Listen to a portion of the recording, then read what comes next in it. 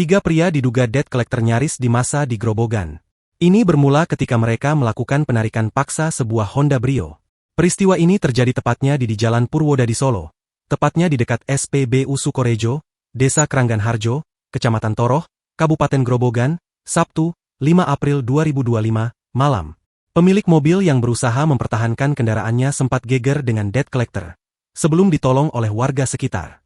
Dihimpun dari berbagai sumber, kejadian tersebut bermula saat seorang pria berteriak minta tolong karena merasa mobilnya sedang dirampok. Melihat hal tersebut, warga yang berada di sekitar lokasi langsung mengejar pelaku yang sudah mengambil alih dan mengemudikan mobil rampasan. Setelah beberapa saat, warga berhasil menghentikan mobil itu dan terjadilah keributan. Tiga pria yang mengambil mobil mengaku sebagai utusan dari perusahaan pembiayaan dan bertugas menarik kendaraan karena keterlambatan pembayaran angsuran. Mereka juga menunjukkan surat tugas penarikan kendaraan yang berasal dari perusahaan pembiayaan.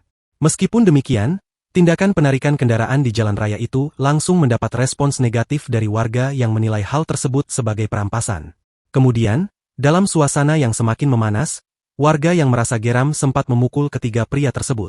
Beruntung, aparat kepolisian dari Polsek Toroh segera tiba di lokasi dan mengamankan keadaan. Dari informasi yang berhasil dihimpun, diketahui bahwa pemilik mobil merupakan warga Klaten. Begitu pula dengan ketiga pria yang terlibat dalam penarikan kendaraan tersebut, juga mengaku berasal dari Klaten. Saat berita ini ditayangkan Tribun Jateng masih menghubungi kepolisian untuk meminta keterangan lebih lanjut.